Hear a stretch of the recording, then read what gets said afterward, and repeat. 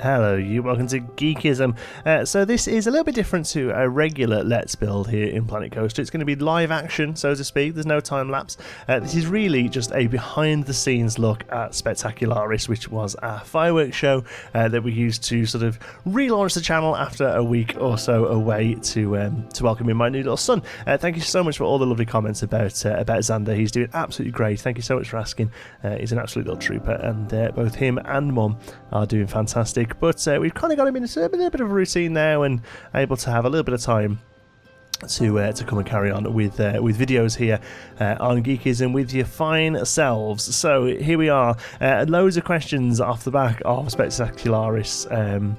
So I thought I'd just dive in and sort of cover some of them. Okay, so first of all, the name, Spectacularis, it's just completely made up. I was looking for a name that sounded a bit like a fireworks show. You know, Disney have shows called Illuminations and things like that, Horizons and stuff. And I thought Spectacular was quite good, and thought I'd just give it a little bit of a twist with Spectacularis. So that's where the name comes from. It's purely, completely made up. Second of all, a lot of people were asking about the billboards. So we have two large billboards set up. They are both linked to the display sequencer, and they're both running one long video throughout the show. So even though they sort of go off and come on again, it's all one long video. I originally did attempt to do separate videos because it does help with the syncing a little bit. I find that the longer the video goes on, the more out of sync it becomes with any music that's playing as well. Which I assume is just the sort of, you know, the game processing can't quite keep up, which is, you know, perfectly acceptable. So we did that with one long video in the end, where the videos aren't particularly synced to the show itself. They just sort of follow on each theme individually. You know, there's no moments on the screens that are timed to the music or timed to fireworks. They're just sort of backgroundy images. So we'll show in here then that we have two clips. On the left one, as soon as I can let me get in there, we've got what we've called fireworks screen left, which is web M, and on the other side we have fireworks screen right. So we'll just quickly play that.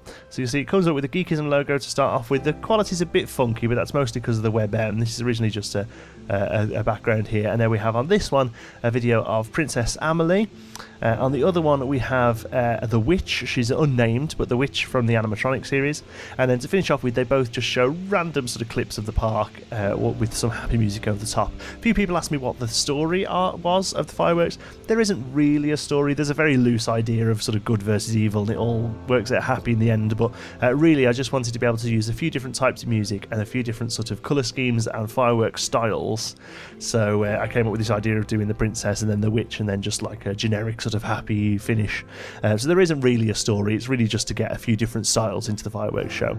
There are definitely, in my opinion anyway, there are fireworks that lend themselves to being scary fireworks, and there are fireworks that lend themselves to be pretty fireworks, and we'll go over that a little bit later on. You'll see here it changes. That's when the witch comes on the other screen. It looks like the witch is sort of upsetting the princess here. I've done this by firing the princess in the game and recording the footage. So a few people asked me where I got that footage from. I've made it myself, and I'm going to quickly go over how to do it. You are going to need some outside video editing software. I used Adobe After Effects, but there are probably many others that do the same sort of thing. So for the witch, it was relatively simple. I'll show you very briefly with the princess. First of all, we just put a little bit of path down, a really small bit of path, and then we go into our part management and we actually hire one of the princesses. But obviously this works with anyone, of course. Then we'll just drop her down like so. Okay, and the next thing we want to do is get a building and into the wall section, and you want to find a really plain wall. I found the best one was one of the metal ones that has these very small rivets. Metal alloy wall it's called. They actually seem to work pretty well. And then what you're going to do is basically make a screen behind Amelie using these wall pieces, and you could probably go to a bigger extent as well. I actually built a sort of big whole box around her, but this gives you a rough idea of how it works. And then these wall pieces have to be a certain colour. We're using a green screen technique, and you can use a green, but obviously if there is green in the character you're going to struggle there. But luckily Amelie doesn't have any green on her from what I can tell. So we're going to go into roughly where there's a green there, nice bright green. And we'll copy that over. What I actually did was Googled green screen, and just sort of, if you go to Google Images, you'll find the right sort of colours there. So, but basically you have to make this a big old screen of green, like so. like that. And now it's just a case of recording her using, you know, whatever recording software you're using. I can't really show you this because I'm actually obviously recording now. It's a bit of recordception, but just sort of coming down like this and just recording her doing her thing. She has a little wave and she spins around and she's all cute and lovely. So we film her for a little while doing that, and then I actually fired her to get the sad look. So down here, isn't it? Fire. Fire. Yeah, there she goes. And then once she's figured that out, again, you can film again with her being all depressed, and she won't leave because she's stuck on this little bit of path. I know it's heartbreaking, really, but there you go. She'll sit there and she'll look depressed, so you can get a few shots of her looking sad as well if you wanted to. And then once you've got that footage, you need to take it into something like Adobe After Effects. So this isn't going to be an After Effects tutorial, but I just thought I'd quickly show you what we're doing. So I've dragged the footage here. You'll see that we've got the both the witch animatronic. I tried to do some with the flying animatronic as well, but it just didn't quite work out very good. You need tips on making a building more detailed. In my park, I am building a downtown. I was watching some Uthris on my other screen at that point. There you go. So yeah, so we tried to do that, and then with the princess here as well. And then the effects I'm using is Keylights 1.2. I think this is a plugin, but like I say, if you're using this, it's a plugin. And then it was a case of adding in some stuff. Do you know what? I really can't remember how I did this. But anyway, we do that and we add it in. Oh, there it is. There you go. And we add it in, and then you get that. So, like I said, this isn't an After Effects tutorial.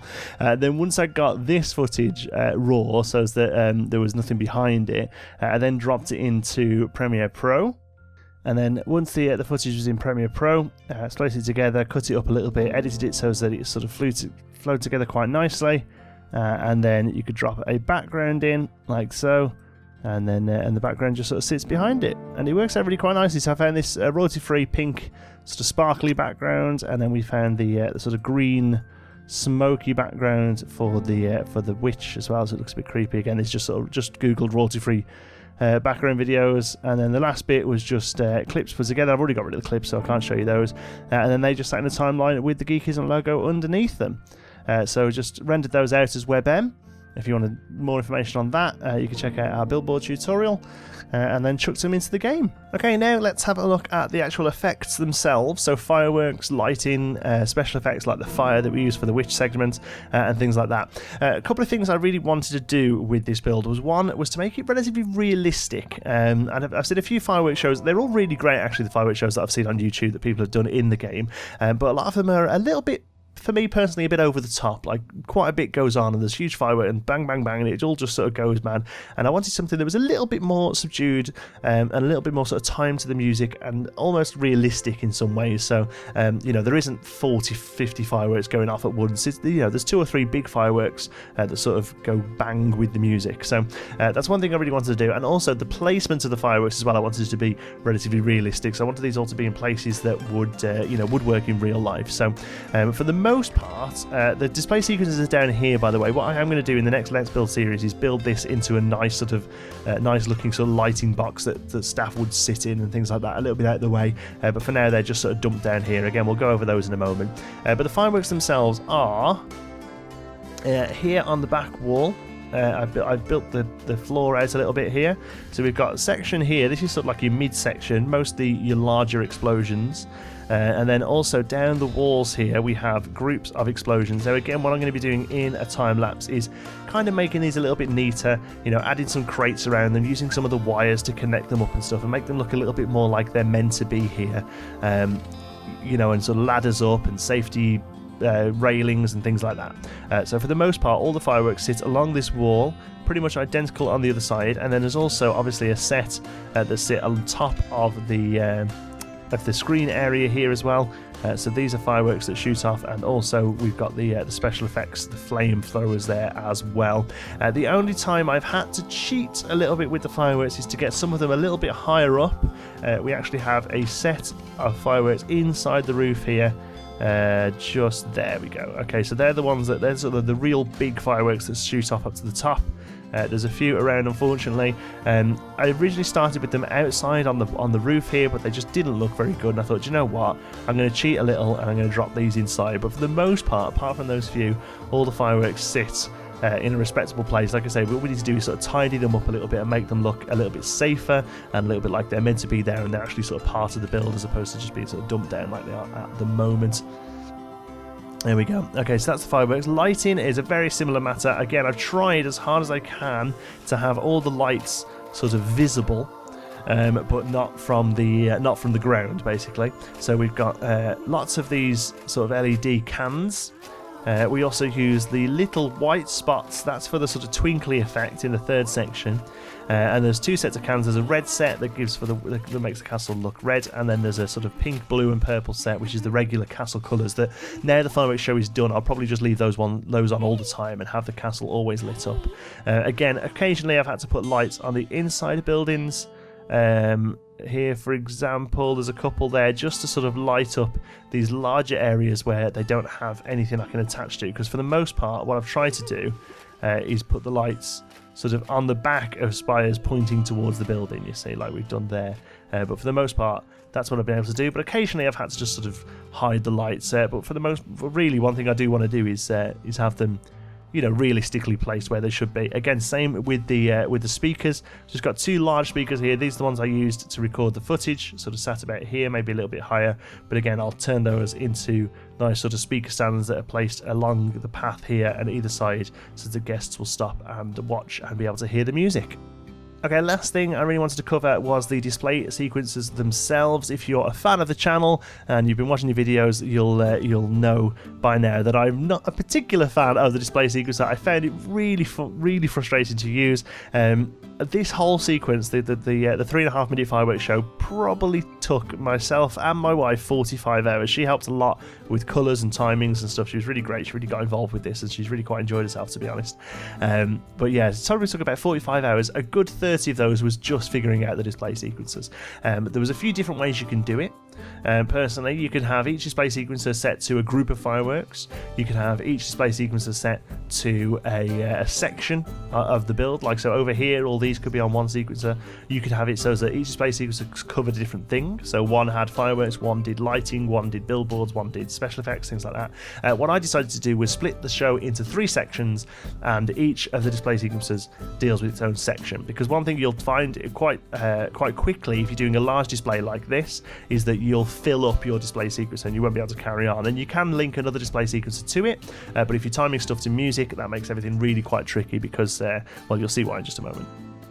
So here we go. The red light I'll explain in a moment as well. But here's our first one.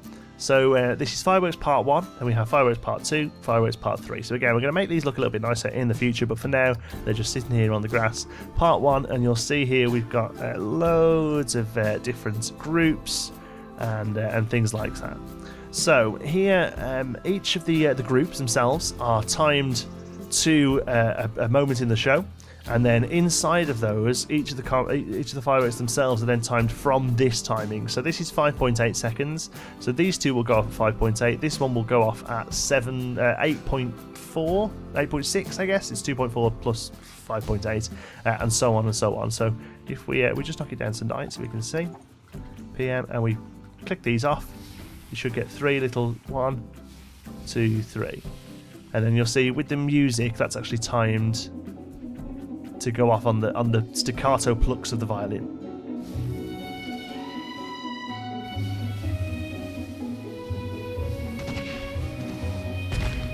Okay, I'll stop it there. I'm not going to let the whole thing play through again because you've seen it by now. So that's kind of the idea. What I had to do was have the track open in Audacity, which is a music editing piece of software, so I could see the points and the peaks of the music and to see where the beats were, and then use those times to bring back into here. And then bearing in mind how long a firework takes to actually fly up and to actually shoot off. The comets here are fine because they go off when the button's pressed. But some, for instance, let's say, I know the palms take a long time to shoot off, so let's find some palms. I know we use them here. Somewhere. No, okay, peonies then. So these peonies go up. And they take about 1.5 seconds to go off. So what I actually wanted these first ones, I actually wanted them to go off at 53 seconds. So I have to put them at 51.5 seconds because you'll see here, look, 1, 2. It's almost a second and a half to take off. So once you've learned how long each firework takes to go up in the air, you can minus that time off when you want it to explode, and those are the times that you're adding into the display sequencer. So when this display sequencer finishes, it goes to part 2 here. So part 2 is it setting off fireworks part 2, which is our second display sequencer. So here in the music of this one, we have the first piece of music, fireworks show Muzz 1 it's called. The others are called Music 2 and Music 3. That's because I had to edit this first one because it wasn't quite playing right. So that's music part 1. It then goes into this one, which plays music part 2, and so on to play music part 3. But they're all in there. Again, I'll probably do a separate video now about the display sequencer, because I know a lot of people have asked. The timings of these billboards are way out now because we've stopped the show, so don't worry about that too much. A lot of people have asked about the display sequencer. I didn't want to do a video because, quite frankly, I didn't understand it. But now I've had a good sort of 40-odd hours in it. I'm pretty know my way around it now, so I'll probably do a separate video showing you the sort of little tweaks and tips regarding that. But for the most part, that is the fireworks show. I hope you enjoyed the show. I hope you are glad to see videos back on the channel. Let me know. From now on, we're going to be carrying on with our Let's Build series. We're going to first of all, we're just going to finish this side of the main street. So we're going to do a little bit of work here with the Parisian cafe that we started building before. I need to rehire a Starbucks, what's her name? Foxy Coffee. I had to fire her, unfortunately, because when I was sitting here recording, all you could hear during the fireworks show was her going, like this. So I'm afraid I had to get rid of her ass. I could have just moved her thinking about it, but no, I was pretty harsh and I just fired her. So she'll quickly put her back now. There we go, Foxy Coffee. You can stop down there. Actually, we need you facing this way, so let's put you down and hope you go the right way. No, you don't. Let's move you then. Oh, this way, please. No, never mind. I'll sort her out off camera. Okay, so yeah, we'll finish off this Parisian bakery, and then we're going to get some light on the place. We're going to go all the way back. We're done with this area for now. We are going to come back and carry on fantasy, but we need to finish pirates. So we're going to go shooting all the way over here, and we're going to finish our awesome dueling RMCs, hybrids, our dueling hybrids. We've got to do the station. We've got to do another sort of restauranty cafe type building here. We've got a little bit of work to do in the log flume as well. A little bit of terrain work here around the back of it, and then we're pretty much finished with our pirate area, and then we'll come back and do our fairy tale island in the middle. Thank you so much for watching. Hope you've enjoyed it. If you have, please give us a like. It really does help out the channel, and if you are new to the channel, please don't forget to subscribe. We do 1 or 2 Planet Coaster videos every single week, along with loads of other sort of creative simulation games as well. Thanks so much for watching. Please, any thoughts, queries or suggestions, pop them down in the comments. Fancy a chat? You can find me on Twitter. I'm at John T. Sparrow, and don't forget to join in with the Geekism community over on our Discord channel. Last thing I wanted to mention was our Patreon page. This is something I really plug. But for those of you who, like I've said, I've mentioned it a couple of times now, I do have a son now. I've been lucky enough to have a few weeks off work. Unfortunately, I'm going back to work next week. I'm still going to try my hardest to do daily videos, but now I'm kind of got 2 jobs now between work and bringing up the little one. So I know time is going to be precious. I would love to be able to drop some hours in work, drop a shift or 2 a week. It would be fantastic, but I can only do that if this channel basically makes money. I know it's horrible to talk about. I know it's dead tacky, but you know, to keep up with this great content, Patreon has really helped me to be able. I've already been able to drop 1 shift of work a week, which means we can do weekly live streams on a Tuesday. Obviously, if I could increase that, it would be fantastic, and it would make me be able to make awesome content. So if you love the stuff we do here on Geekism, and you are, you know, physically able, you know, to chuck a couple of dollars, I mean, even $1. In fact, part of me would rather $1 than $10, because, you know, $1 every single month is much better than $10 for a couple of months, and then it turns out to be quite expensive, because it is expensive. You know, so if it's something you can do, awesome. Head over to patreon.com/geekism. If it's not something you're able to do, you know, or if it's just you're not a fan of Patreon, do not worry about it. Just being here watching the videos is more than enough. There you go. There's a nasty plug out the way. I hate talking about it, but unfortunately, there's something we have to do occasionally. But thank you very much for watching, and I'll see you in the next one.